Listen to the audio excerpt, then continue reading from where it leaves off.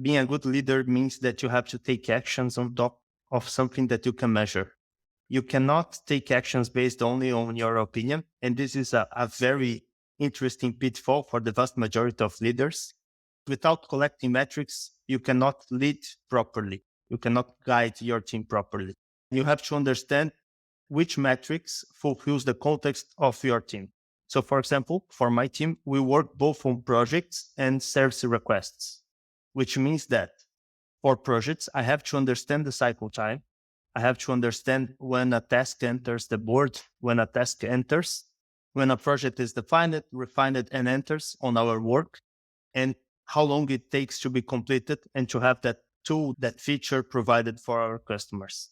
I also have to understand the number of changes, the deployments, the PRs that we are doing to maintain a customer happy, as I have to understand the failure rate and the mean time to resolution for everything that we are running.